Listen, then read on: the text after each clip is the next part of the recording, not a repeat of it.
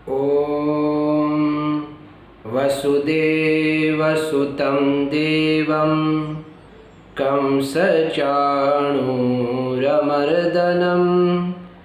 देवकी परमानन्दं कृष्णं वन्दे जगद्गुरुम्। आप सभी वैष्णवों को, कार्षणियों को प्रेम पूर्वक जय श्री कृष्ण, जय सिया राम,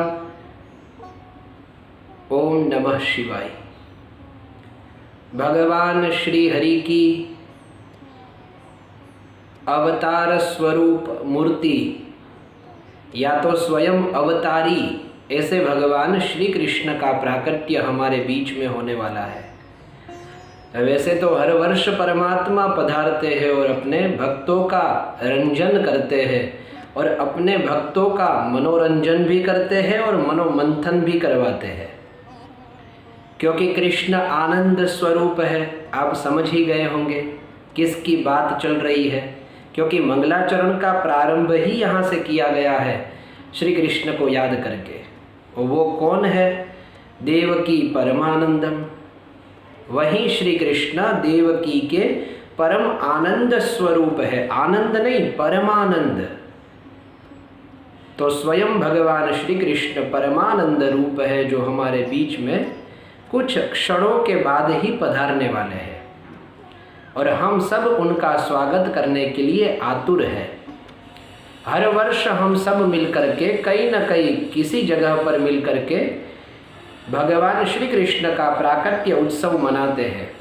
किसी मेले में जाकर के मनाते हैं, किसी मंदिर में जाकर के मनाते हैं, या किसी स्थान विशेष पर जाकर के सुंदर भगवान का स्वागत करने लगते हैं। रात के 12 बजे नहीं और अपने तो नंद घेर आनंद भयो, जय कन्हैया लाल की, वही नारा सब और गूंजने लगता है। वैसे तो रात के 12 बजे तो कई निद्राओं में पोढ़े रहते हैं, लेकिन ये एक दिन ऐसा है जो रात को जागने में हमको झकझोर देता है और कहता है कि अब सो मत, अब जाग जाओ। टुक नींद से अखिया खोल जरा, गाफिल अब रब से आँख मिला, ये प्रीत करन की रीत नहीं, रब जागत है तू सोवत है। अब भगवान जागने वाले हैं, यानी कि प्रकट होने वाले हैं, और अब भक्तों को सोना नहीं चाहिए। क्यों? क्योंकि सोते हो वहाँ परमात्मा थोड़ी रहते हैं। ऐसा यदि हम कहते हैं तो फिर सोए को परमात्मा मिलते हैं, ऐसा उन्होंने स्वयं दिखाया है। वैसे माता यशोदा तो सोई हुई थी, उनको कहाँ पता था कि अपने लाला पधारने वाले हैं। वो तो वसुदेव जी आकर के यशोदा के अंक में उनको पोढ़ा करके चले गए हैं। फिर बाद में माता यशोदा जाग करके देखती है तो पता चलता है कि ये तो लाला प्रकट हुआ है अपने आंगन में। तो परमात्मा जो वो चाहता है उसको मिलते हैं, लेकिन हाँ, भक्त की भी अपनी ये भूमिका है कि वो भी परमात्मा की याद में, उनके स्मरण में, उनकी प्रतीक्षा में जागता रहे। पहले भक्त प्रतीक्षा करे परमात्मा की, फिर बाद में भगवान उसको मिलते हैं। माता यशोदा भले ही तब उस समय सोई हुई थी, लेकिन उन्होंने परमात्मा के लिए बहुत समय जाग करके बिताया है। ये कथा भी श्रीमद् भागवत में ही है। जिस कृष्ण लीला को सुनने के लिए हम सब आतुर रहते हैं, उसी कृष्ण लीला के अंतर्गत जब ये प्रश्न पूछा गया है श्री सुखदेव जी महाराज को कि महाराज, ये यशोदा और नंद जी का इतना बड़ा प्रेम परमात्मा में कैसे हुआ? और तब जाकर के श्री सुखदेव जी महाराज कहते हैं कि राजन सुनो, ये नंद और यशोदा कोई सामान्य नहीं है, ये द्रोण वसु है। इन्होंने द्रोण वसु और उनकी धरा नाम की पत्नी, उन्होंने बहुत तपश्चर्या की है, और उसके बाद में ब्रह्मा जी प्रकट होकर के वरदान मांगने को कहा, और तब उन्होंने वरदान मांगा कि हमको भगवान की भक्ति प्राप्त हो। और ब्रह्मा जी ने तथास्तु कहा, और इसी भक्ति को परिपूर्ण करने के लिए, इसी प्रेम को भरपूर करने के लिए परमात्मा श्री कृष्ण उनके आंगन में पधारे हैं। तो भक्त की अपनी भूमिका रहती है कि पहले वो जाग करके परमात्मा की प्रतीक्षा करे और तब परमात्मा उसके आंगन में, यदि वो ओढ़ा होगा, यदि वो नींद में होगा, तब भी परमात्मा उसको जगाएंगे और उसको मिलेंगे। ये अपनी भूमिका है। तो कहने की बात ये है कि आनंद तो सर्वत्र है, आनंद तो सब जगह है, सब किसी को प्राप्त हो सकता है, बस आनंद की इच्छा मात्र की कमी है। यदि आनंद की इच्छा करता है तो उसे आनंद कहीं भी प्राप्त हो सकता है। और अब हम कृष्ण चरित्र के बारे में थोड़ा विस्तार पूर्वक समझे कि ये हकीकत में है क्या। हम उत्सव तो मना लेते हैं, कृष्ण प्रकट होते हैं और दूसरे दिन फिर आनंद उत्सव करने लगते हैं, क्योंकि नंद बाबा के यहाँ भी आनंद हुआ था। तो वास्तव में कृष्ण प्रकट हुए हैं तो क्यों प्रकट हुए हैं, उसका रीज़न क्या है, ये भी समझना चाहिए। और तभी जन्माष्टमी की सही महत्ता हमें समझ में आएगी कि इसका क्या मतलब है, क्या अर्थ है। तो भगवान श्री कृष्ण जब वैकुंठ में थे अपने मूल नारायण स्वरूप में, या तो फिर गर्ग संहिता को पकड़ो तो गर्ग संहिता में स्पष्ट ये लिखा गया है कि गोलोक में परमात्मा थे और वहाँ जाकर के गाय और सभी देवता और ब्रह्मा जी ने उनकी स्तुति करी है कि अब आप प्रकट होइए और इस भूमि का भार हरिए, और इसीलिए परमात्मा प्रकट हुए हैं। तो मूल कारण यदि देखा जाए तो भूभार हरण यही मूल कारण था, लेकिन उससे भी यदि भक्त अंदर झांक करके देखे तो पता चलेगा कि सबके अंदर प्रेम की प्रस्थापना करना ही कृष्ण अवतार का मूल हेतु था। और कृष्ण ने प्रारंभ से ही यही किया है, पहले प्रेम दिया और फिर प्रेम में अड़चन डालने वाले जो भी थे उसको समाप्त किया। तो यही परमात्मा का मूल हेतु था कि सब में प्रेम प्रस्फुरित हो और सब प्रेम से भरे हो, यही कारण था। तो भगवान श्री कृष्ण देवताओं की स्तुति से प्रेरित होकर के फिर अवतार ग्रहण किए हैं। तो हम भी परमात्मा की किसी न किसी प्रकार से स्तुति तो करते ही हैं। और आप ग्रंथ को पढ़ेंगे, आप शास्त्रों को पढ़ेंगे तो पता चलेगा कि अपने इस शरीर में भी देवता ही निवास करते हैं। एक एक अंग में एक एक देवता प्रस्थापित है, और यही देवता जब परमात्मा की, यानी कि यही इंद्रिया जब परमात्मा की सेवा में लगती है तब परमात्मा प्रकट हो जाते हैं। जैसे देखा जाए तो ये हाथ है अपने, ये हाथ के देवता श्री इंद्र महाराज है। इंद्र महाराज इस हाथ के देवता है, यदि उनकी कृपा न हो तो हाथ चलना बंद हो जाए।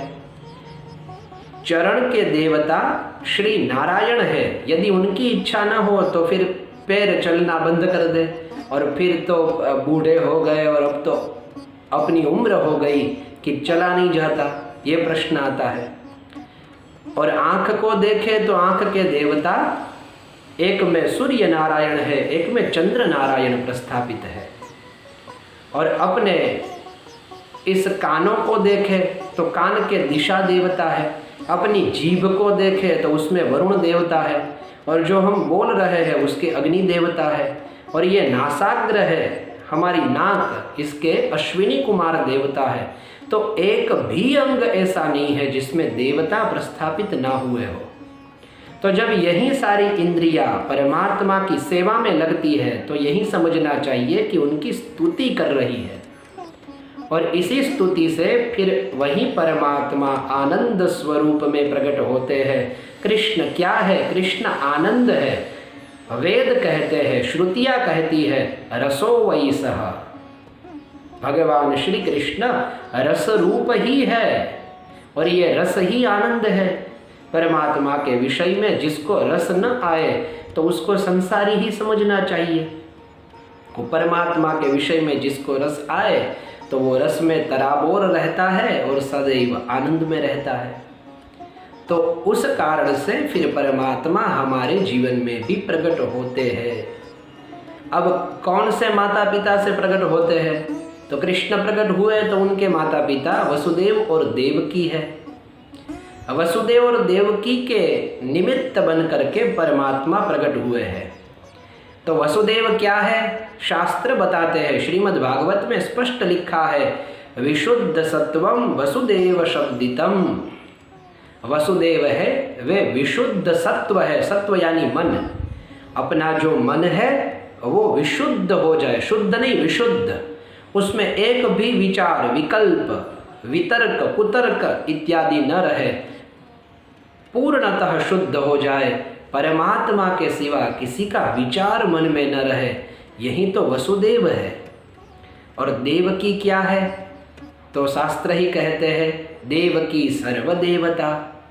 सर्वदेवमयी जो बुद्धि है, जिस बुद्धि में कुतर्क नहीं है, जिस बुद्धि में परमात्मा की उपासना करनी चाहिए, यह विचार है, ये बुद्धि देवकी है।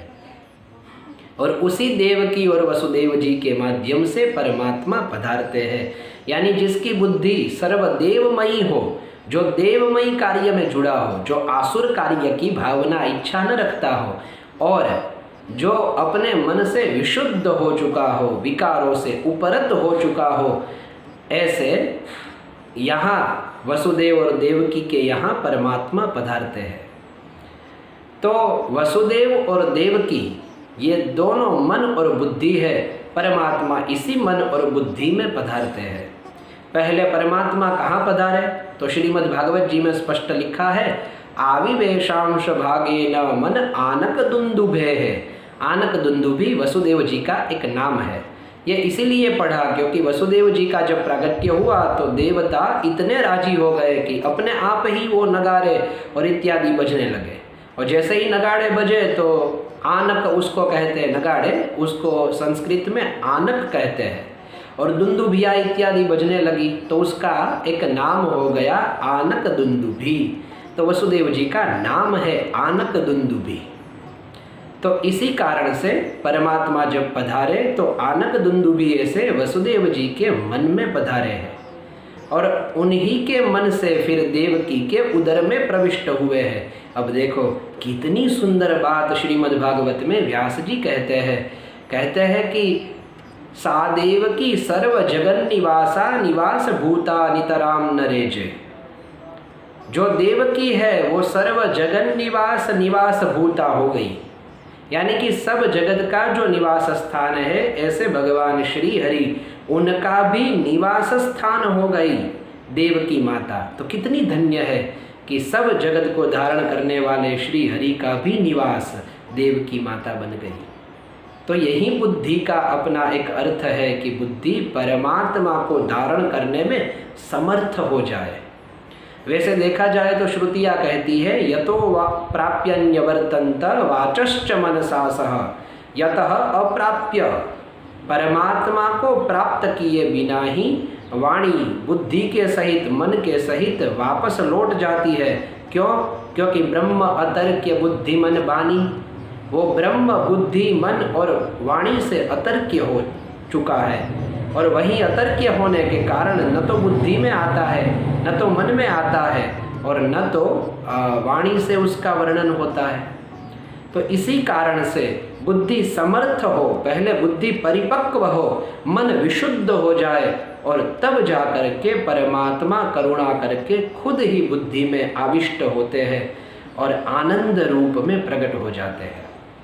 और जब परमात्मा प्रकट हुए, हम सब जानते हैं कहाँ प्रकट हुए, कारागृह में परमात्मा प्रकट हुए, रात को प्रकट हुए, और उसमें भी मथुरा में प्रकट हुए, जिस मथुरा का राजा उस समय कंस था।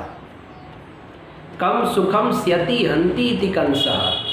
महापुरुषों ने कंस की व्याख्या बताई है, कम सुखम, सुख को जो मार दे, यानी कि सुख को जो समाप्त कर दे, सभी को दुख ही दे, उसको कंस कहते हैं।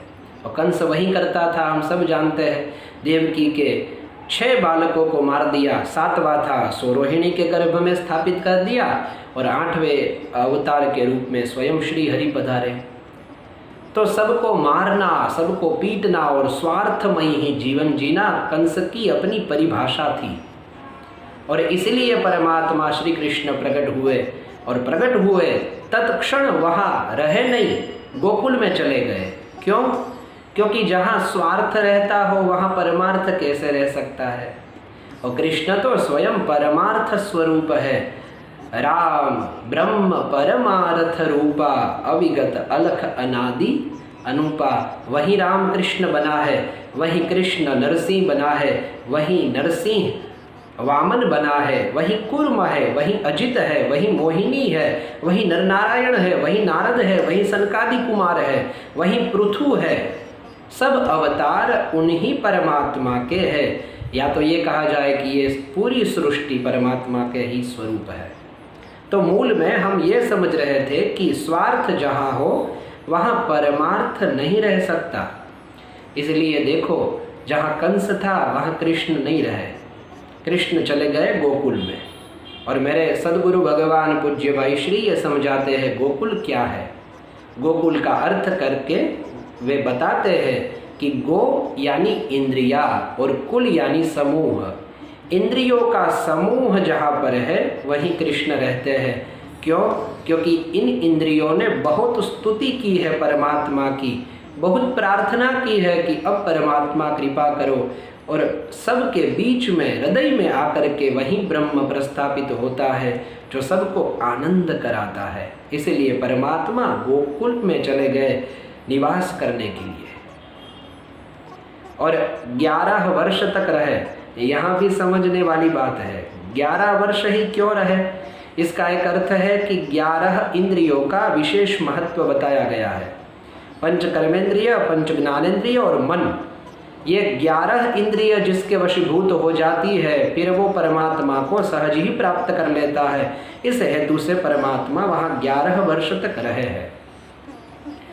और जहाँ गोकुल का एक अर्थ इंद्रिय कुल भी होता है, और गोकुल का अर्थ एक जो हम समझते हैं गो यानी कि गाय जहाँ पर निवास करती है, उनका समूह जहाँ पर है वहीं परमात्मा रहते हैं। तो गाय क्या है? गाय वही परात्पर ब्रह्म का स्वरूप है जिसमें अनंतानंत देवता निवास करते हैं। अरे गाय के गोबर में भी हम लक्ष्मी का निवास देखते हैं। गोमय वसते लक्ष्मी, तो जिसका सोचो मल और मूत्र भी पवित्र हो तो उस गो की महिमा कौन बता सकता है। इसलिए परमात्मा श्री कृष्ण कहते हैं कि गावों में अग्रतः संतु, गावों में संतु पृष्ठतः, गावों में हृदये संतु, गवाम मध्ये वसाम्यहम्। ये वाली बात है। तो इसलिए परमात्मा गोकुल में पधारे हैं। और गोकुल में जो भी लीला परमात्मा ने वृंदावन में गोकुल में जो भी लीला करी है वो सब हम जानते ही है। रास किया है, कई असुरों को मारा है, उसका भी एक अलग स्वरूप है। जिन जिन राक्षसों को मारा वो कौन से दुष्ट परिणाम में थे वो भी वहाँ पर प्रस्थापित किया गया है। तो हम यही समझे कि परमात्मा की पूर्णतः कृपा होती है, तब जाकर के ही यह परमात्मा का आनंद स्वरूप है वह प्राप्त होता है। और जब परमात्मा इस वृंदावन को छोड़ करके मथुरा गए हैं, अक्रूर जी लेने आए, तो जब मथुरा गए तो कंस समाप्त हो गया। क्यों? क्योंकि जहाँ परमार्थ हो वहाँ स्वार्थ का कोई स्थान नहीं है। तो फिर अपने आप ही वो समाप्त हो गया। वैसे कृष्ण ने कंस को मारा नहीं था, उसके कर्म ने ही उसे मार दिया था। राम किसी को मारे नहीं, ऐसो नहीं मेरो राम, अपने आप मर जाते हैं करके बुरे काम, खुद ही समाप्त हो जाते हैं बुरे काम करके।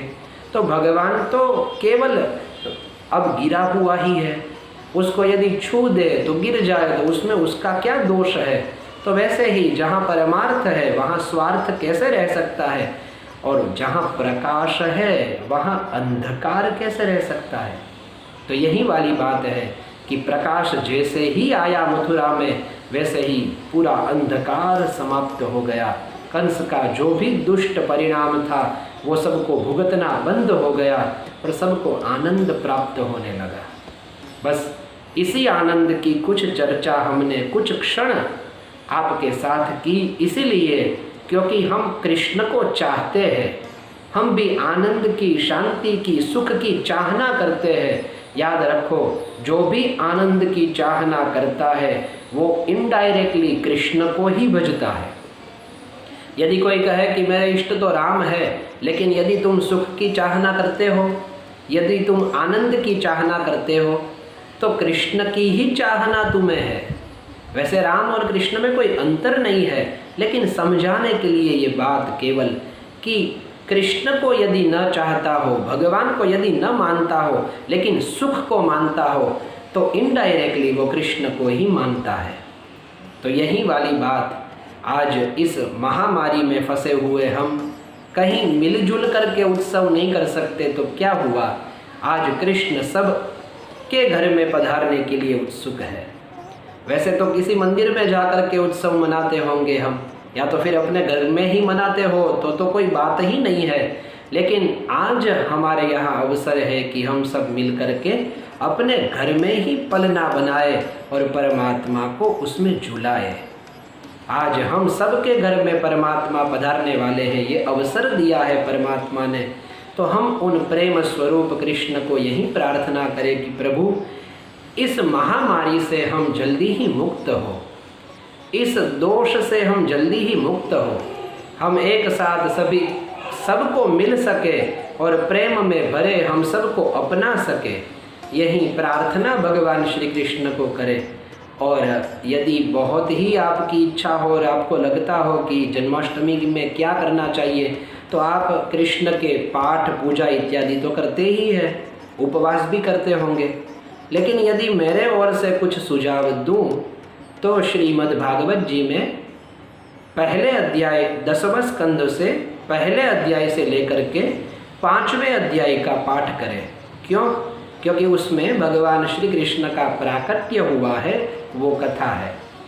तो इससे हम परमात्मा के साथ जुड़ेंगे और परमात्मा जो प्रकट हुए हैं उस आनंद से हम अभिभूत होंगे। बस हमारी सबकी कृष्ण जन्माष्टमी मंगल हो, यही प्रार्थना करते हुए आप सभी को कृष्ण जन्माष्टमी की पूर्व बधाई देते हुए जय श्री कृष्ण, जय सिया राम, हरि ओम, नमः शिवाय, नंद घेर आनंद भयो, जय।